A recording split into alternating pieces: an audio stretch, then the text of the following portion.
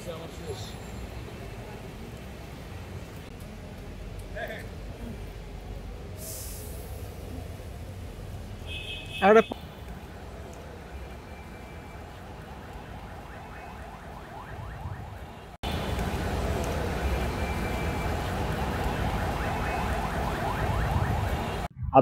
এক, ঢাকার public prosecutor Mohammad Mahfuzur Rahman Patwari.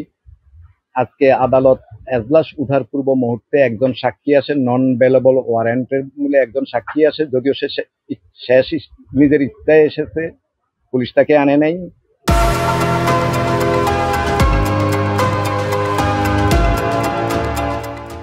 যেটার বিধানটা হয়েছে নন বেলেবল ওয়ারেন্ট হইলে পুলিশ তাকে পুলিশ কাস্টডিতে রেখে আদালতে সোপর্দ করবে, কিন্তু পুলিশরা আসলে জনবলের কারণে বা বিভিন্ন প্রেক্ষাপটের কারণে ওইটার প্রসেস ওইভাবে করে নাই।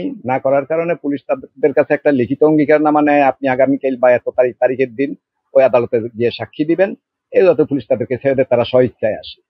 এই সাক্ষী যখন আসে আদালতে, তখন তার আমি ব্রিফ করলাম, সে তখন সব স্বীকার গেল যে হ্যাঁ, একটা ছোট মামলায় 25 বোতল ফেন্সিডিলের মামলা, মিরপুর সনি সিনেমা হলের সামনে একজন আসামিকে পুলিশ গ্রেপ্তার করে 25 বোতল ফেন্সিডিল প্লাস 25,000 টাকা সহ। ঘটনার তারিখ 28/6/2014 তারিখ। সে আমার কাছে এগুলা স্বীকার করে। যখন সাক্ষীর ডকে উঠলো, তখন সে বলতেছে যে আমি এই ঘটনার বিষয়ে কিছুই জানি না। এর পরিপ্রেক্ষিতে আদালতও তাকে একটু জেরা করলেন। আমিও প্রসিকিউশন হিসাবে তাকে পুনরায় জিজ্ঞেস করলাম যে আমার সাথে স্বীকার গেলেন, এখন আদালতে আর স্বীকার যাচ্ছেন না।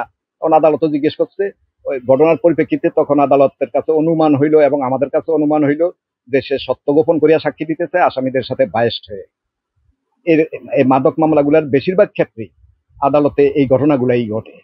তো এখন এই প্রসিকিউশনের পক্ষ থেকে পুলিশ প্রশাসনের প্রতিও আমার একটু অনুরোধ থাকলো, যাতে এই সাক্ষীগুলো নেওয়ার সময়, সিজার লিস্টের সাক্ষীগুলো নেওয়ার সময় রেসপন্সিবল পার্সনদেরকে যাতে সাক্ষী করে। এই পরিপ্রেক্ষিতে আদালত বলা যায় একটা দৃষ্টান্ত হয়ে থাকার প্রয়োজন আছে। সেই কারণে এই সাক্ষীকে আমি একটু সেফ কাস্টডিতে, 1 সপ্তাহ সেফ কাস্টডিতে রাখি, যাতে এটা দেশবাসীও দেখুক, অন্যান্য সাক্ষীরাও দেখুক, এটা একটা দৃষ্টান্ত হিসাবে থাকবে। এই কারণে আদালত সেফ কাস্টডিতে পাঠাইছে এবং আগামী মঙ্গলবার এই মামলার তারিখ দিচ্ছে, সেদিন সে সাক্ষী দিতে আসবে জেলখানা থেকে, সেফ কাস্টডি থেকে। এটা জেলখানা বলবো না, সেফ কাস্টডি। এটা আইনের বিধান আছে, সাক্ষ্যহীন এটার বিধান আছে, সেফ কাস্টডিতে রাখা যায়।